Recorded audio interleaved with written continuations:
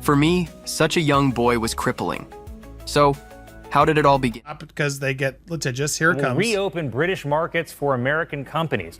All that Britain demands in return. Colin Jost took his place behind the Weekend Update desk, sporting that signature smirk, and delivered a line that reverberated from New York to Montecito. Meghan Markle has launched a new political podcast this week, because what the world truly needs right now is a mini Brigitte Macron, with a royal title and absolutely no understanding of how politics actually functions. Just like that, Meghan Markle's political pivot was reduced to a punchline, broadcast live and unfiltered, with enough sting to bruise egos across continents. Meghan didn't just get roasted, she got flamed, while the SNL audience erupted in laughter. Reports suggest that Meghan exploded behind closed doors, leading to panicked calls to NBC executives, frantic messages to her PR team, and a full-blown meltdown so dramatic that even Harry was reportedly embarrassed. One insider claimed she demanded a formal apology from the network for what she deemed a disrespectful and xenophobic attack. NBC's response? Silence, followed by a leaked memo stating, "It's satire, grow up." But the story didn't end there. For years, Brigitte Macron was a well-respected literature professor in French Catholic schools, and she apparently didn't appreciate being dragged into this circus. French media leaked that she was deeply offended by the comparison, allegedly storming into the Élysée Palace the next morning demanding answers. According to one French journalist, she told President Macron, "Don't ever let them lump me in with that spoiled duchess again." One unconfirmed but juicy rumour even suggested she slapped her husband out of frustration. The palace quickly denied this, but French Twitter was abuzz, with # Team Brigitte trending by lunchtime. Meanwhile, Meghan's inner circle sprang into action, attempting to spin the segment as cruel comedy and a dangerous trivialization of women's voices in politics. However, America wasn't buying it, and the internet was quick to deliver its own jokes. One meme read, "My name is Meghan Sussex.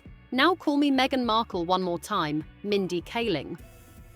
TikTok lit up with side-by-sides of Meghan and Brigitte, complete with captions like, "One commands quiet influence, the other sells $400 jam jars." One creator even mocked up a perfume ad titled Mini by Meghan, with the tagline, "The scent of entitlement with hints of victimhood and bergamot."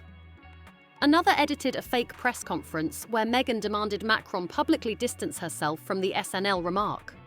It was brutal and hilarious. The problem is that Meghan wants to be taken seriously as a future political figure, a global humanitarian, someone who belongs in rooms where power is brokered. Yet, every time she makes a move, her reactions betray her. Instead of responding like a dignified leader in the making, she behaves like a Hollywood actress who just got roasted on the red carpet. This isn't the first time Meghan has tried to align herself with icons. She has dropped Michelle Obama's name, hinted at Oprah's mentorship, and now apparently sees herself as a European-style First Lady. But unlike Brigitte, who was a respected teacher before stepping into the global spotlight, Meghan's resume is starting to resemble a LinkedIn profile for influencers. 1 part podcast, 2 parts lifestyle brand, and a sprinkle of vague activism. Harry and Meghan sat down with CBS Sunday Morning anchor Jane, and back at NBC, the drama only deepened. My name is Meghan Sussex now. Call me Meghan Markle one more time, Mindy fucking Kaling. I want my home to feel welcoming. Do you feel welcome? Does my sound...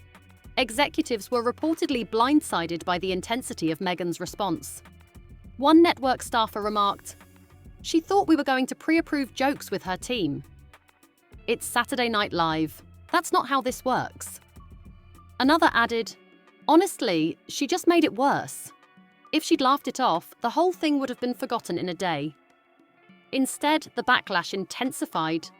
With all that said, With Love, Meghan has to be the most insufferable TV show I've ever seen. It's a feel-good lifestyle show that teaches viewers how to make things look pretty. Netflix, already walking on eggshells with Meghan after the lukewarm response to her last project, is reportedly quietly furious. One producer described her as a liability disguised as a duchess. There's even talk that her next documentary pitch may be shelved indefinitely, with one executive reportedly asking, "Why are we investing in someone who can't take a joke?" Even Oprah, once Meghan's fiercest defender, has gone radio silent. No statements, no social media nods, nothing. One source close to the former talk show queen simply stated, "Oprah's tired of the drama." As for Harry, sources say he's torn between trying to protect his wife and privately wishing she would tone it down. One military friend was overheard saying, "This isn't the Harry we knew. That guy had grit." Now he's basically her emotional support animal. It's no secret that Meghan has been testing the political waters, aligning herself with various causes, attending think tank dinners, and dropping terms like intersectionality and policy reform without ever really defining her stance. But now she's become a walking punchline, elevating the situation to a level of absurdity. Political insiders report that staffers from both parties found humour in the SNL jab. One Democratic strategist quipped, "If she's the next Brigitte Macron, I'm the next Angela Merkel." Even a former White House aide remarked, "She's trying to cosplay as a first lady but can't handle late-night satire. That's not how this game works." The irony is that Meghan once claimed she wanted to redefine royalty, to bring a fresh, modern take to power and purpose. But what's modern about demanding censorship? What's powerful about throwing tantrums over comedy? The line between ambition and delusion is thin, and Meghan Markle is walking it in stilettos. Even her Archewell staff, who have long endured her shifting moods and media obsessions, are reportedly growing restless. One ex-staffer said, "You can't build a meaningful platform if everything becomes a crisis." With all that said, With Love Meghan has to be the most insufferable TV show I've ever seen in my life. It's a feel-good lifestyle show that teaches you how to make things look pretty. So we spent more time managing her reactions than doing actual work. Meanwhile, the French have moved on. Brigitte Macron, ever the seasoned player, issued a cool, non-committal statement saying she respects all women pursuing meaningful change. No mention of Meghan, no warmth, just the diplomatic version of a cold shoulder. That's the part Meghan doesn't seem to understand. Real power doesn't scream. It doesn't panic over a sketch. It lets the jokes roll off because the confidence is real and the influence is earned. When Meghan Markle asked to be taken seriously on the world stage, the public listened. But when she reacted like this, the public laughed. And that's the real punchline. Behind the scenes, Meghan's team was in full crisis mode. PR specialists were pulling 18-hour shifts, drafting reactive statements, testing soft pitches with friendly outlets, and even considering a podcast rebrand. One insider said, "We almost renamed it Voices of Impact to sound more serious, more international." Meghan wanted to add a United Nations flavour, but it felt forced. When Meghan first announced her foray into politics, there was cautious optimism, at least in her circles.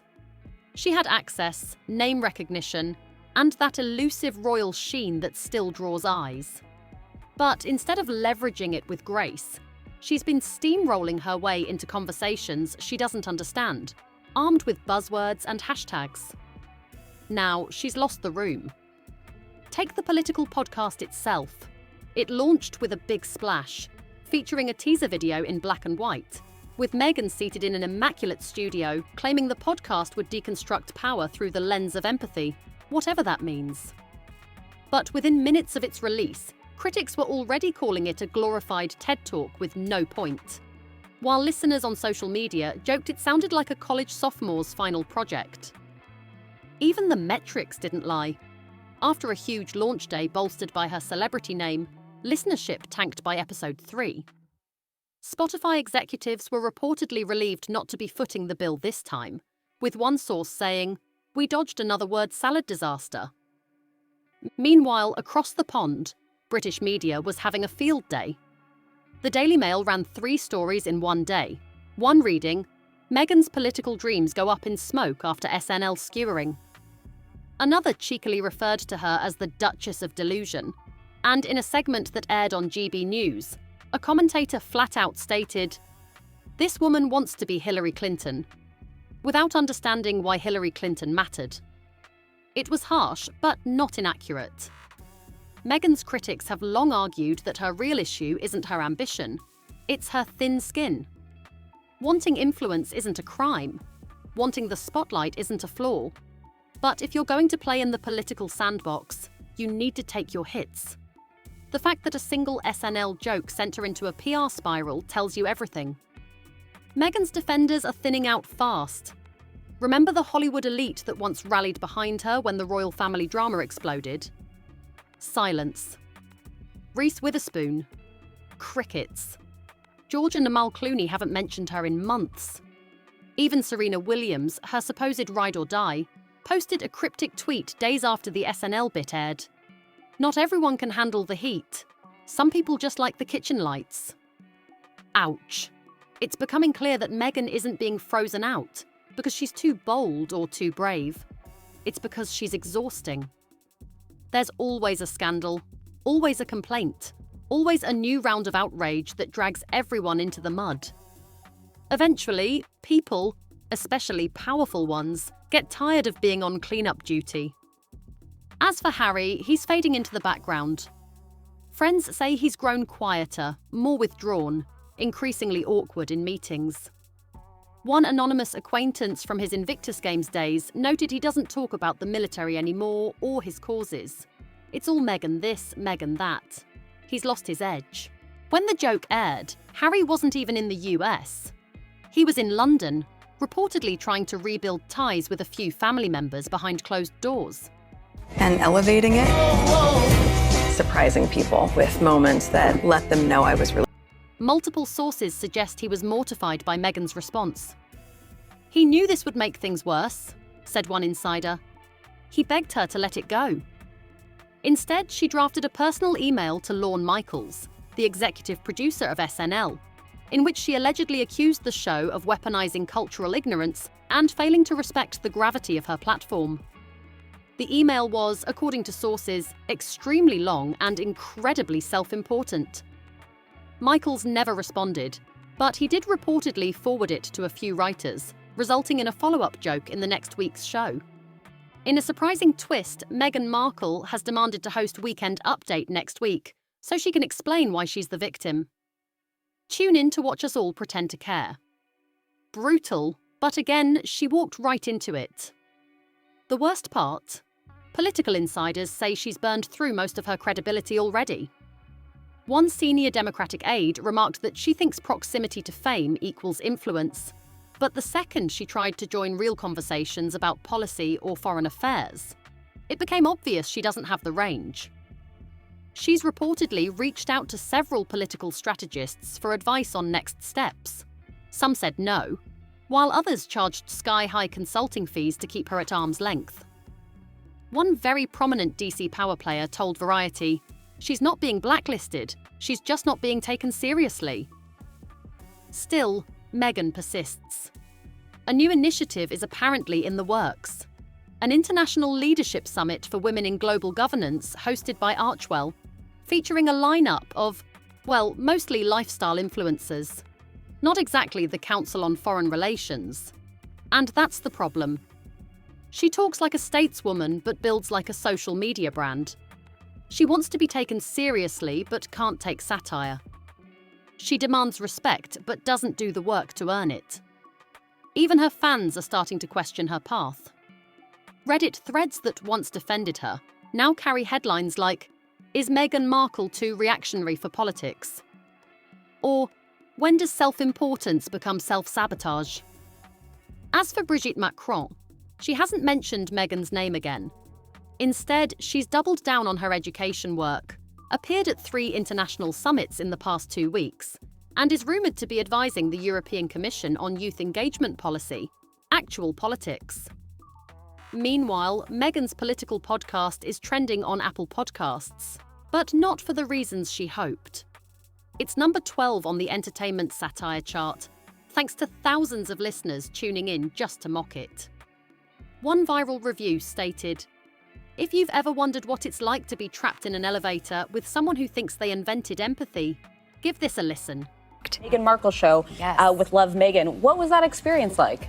You know, I had a great time. I noticed that whenever I do something... That review garnered over 45,000 likes in just 24 hours.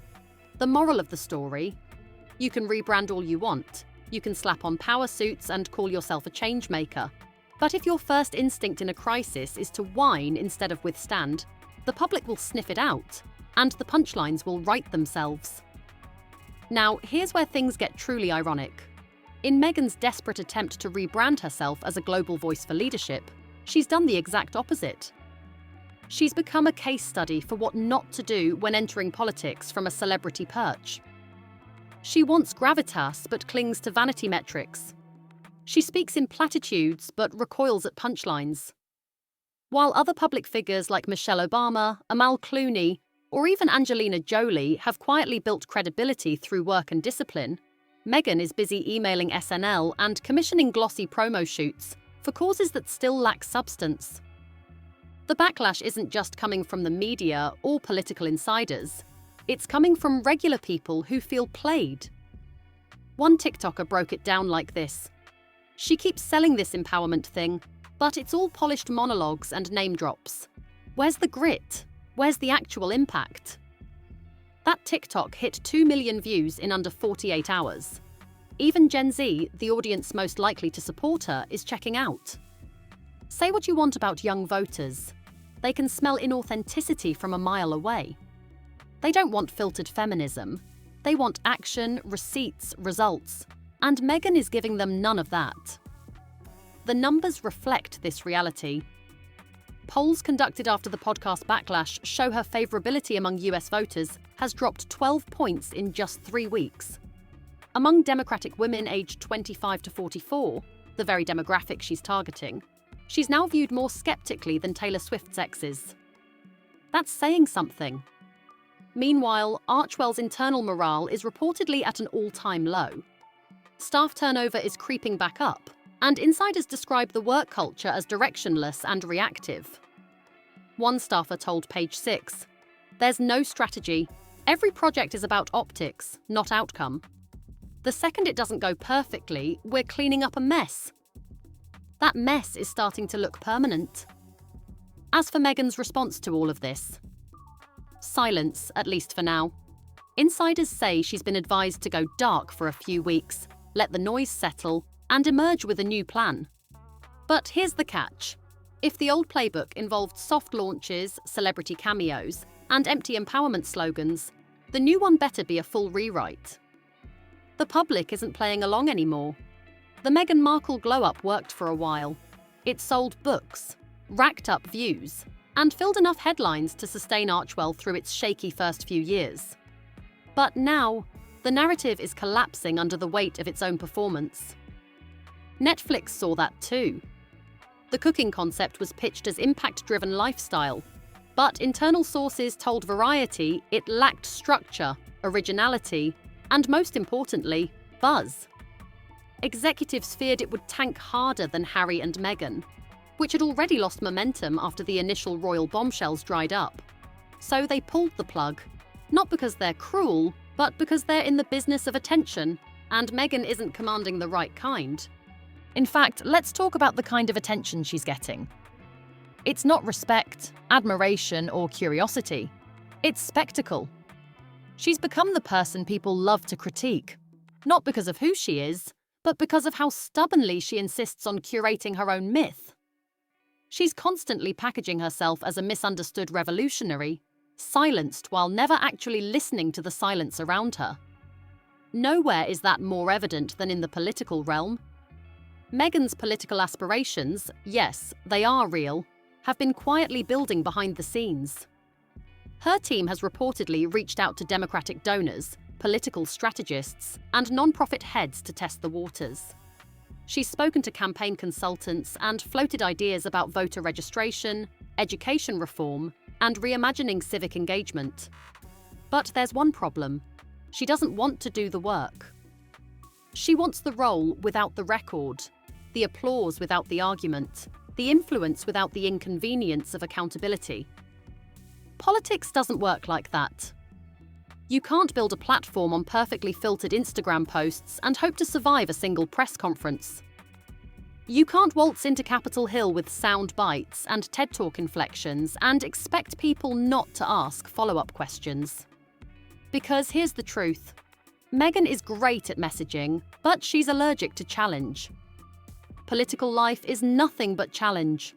Reporters asking about voting records, activists checking receipts, and voters demanding proof, not just performance.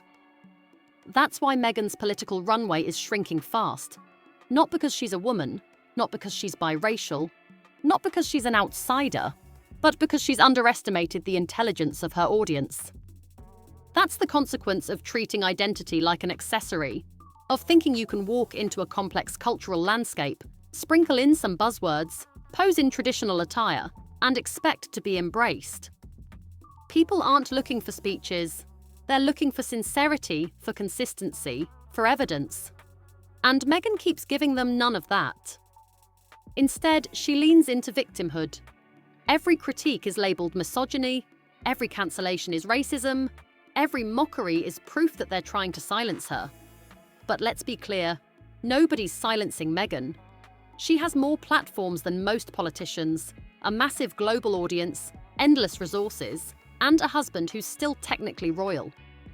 She's not being silenced, she's being questioned, and she's failing the test. Because sooner or later, all facades crack, and when they do, what's left underneath tells the real story. Right now, the story is this. A woman who could have redefined celebrity power instead became a masterclass in overexposure. A voice that once promised clarity is now drowning in cliché. A brand that once symbolized reinvention is now defined by retreat. She's not losing influence because she's controversial. She's losing it because she's predictable. The moment you can anticipate every move, every headline, every quote, every source's say, the magic is gone. You become noise, you become static, you become irrelevant. And Meghan Markle, Duchess, producer, activist, possible politician, is standing right on the edge of that cliff. One more misstep, one more overreach, one more viral joke, and she won't just be mocked, she'll be forgotten. Because in the end, people don't reject ambition, they reject arrogance. They reject the kind of performative ambition that talks more than it listens, that poses more than it produces, that deflects more than it delivers. Unless Meghan rewrites her playbook fast, she won't just lose her shows, she'll lose the narrative. And in this business, once that's gone, there's no getting it back. So, what do you think? Let us know in the comments section below.